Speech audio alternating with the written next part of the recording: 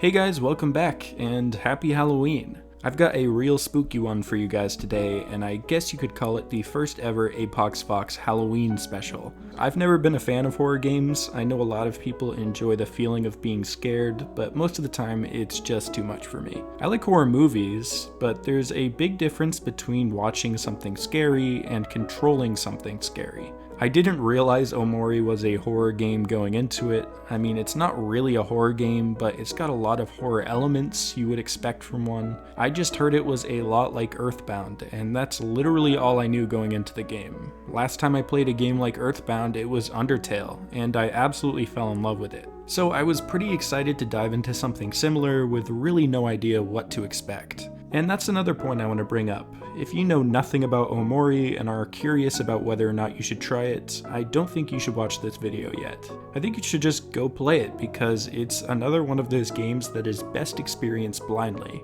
But as always, if you need more convincing, I've got no spoilers here, and I'm happy to be that friend you can come to for game recommendations. This channel is all about showing you guys some of the games that make me really happy, so that way you can feel the same joy I had playing them. So let me tell you about the game that I haven't been able to stop thinking about since I started playing it. Omori is a game created on RPG Maker. Now if you don't know what that is, it's basically the starter pack for creating your own games. Toby Fox started on RPG Maker, also One Shot, To the Moon, and so many other great indie games were made on there. I even tried to make my first game on this software. A lot of people frown upon RPG Maker because it's somehow considered a shortcut for game developers, but you can really make some cool stuff on here. And now we have Omori, which totally blew my expectations out of the water. If you couldn't tell already, Omori is a mix between simple pixel art and insanely charming hand-drawn visuals. If I had to pick one thing from the game that stuck out with me the most, it would have to be the art, because not only is it unlike anything I've ever seen in a game before,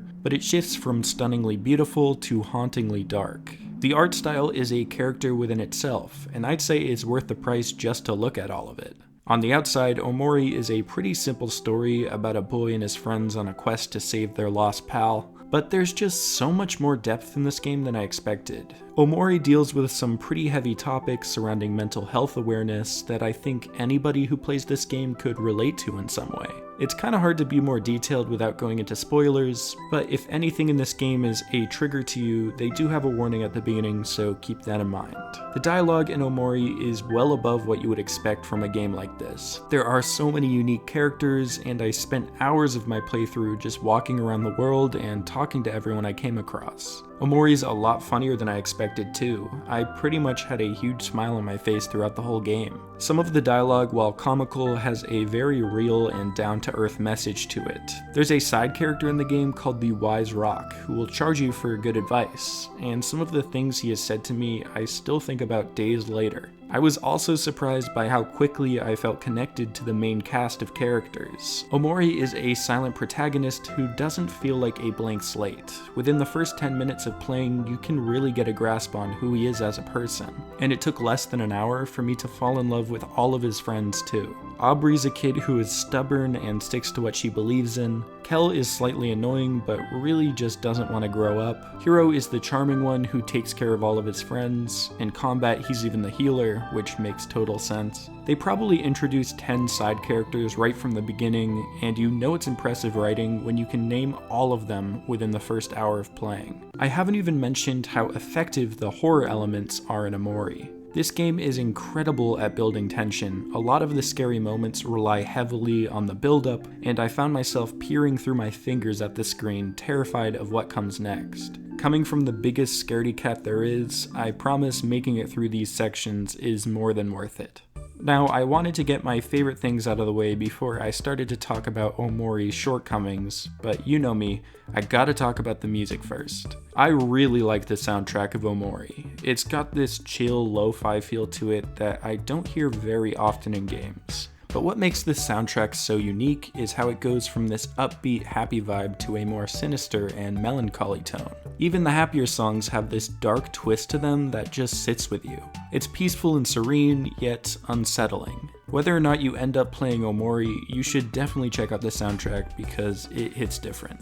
Okay, so now that we got the strengths out of the way, I wanted to talk about some of Omori's weaknesses, and a lot of them are due to the limitations that come from developing a game on RPG Maker. Like walking around, RPG Maker forces the player to travel on a sort of grid, which isn't a huge issue, but it makes walking through small spaces a bit of a nuisance. This wouldn't really be a problem if you only explore a section of the map once, but you have to retrace your steps a lot in this game. When you spend half the game walking, it can get pretty frustrating when you're trying to get from one place to another multiple times. I think the locations in Omori are very pretty to look at. I even spend a bunch of time just standing in one spot, listening to the music and taking in the beautiful art, but the layout of the maps and level design is kind of a grab bag. Another aspect of the game that I have mixed feelings with is the combat. For one, I appreciate the attempt to make Omori's turn-based battling system different from other games, but it's a bit too simple for how many times you'll need to fight in this game.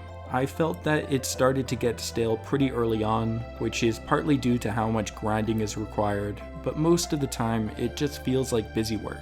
The difficulty is also all over the place, kinda like Earthbound. In some fights you only need to attack the whole time without taking a single hit, but in the same section you could run into an enemy that can one-shot your entire team. Although there are certain buffs and debuffs you can use on your friends and foes, I never really felt like they were super necessary to complete a battle.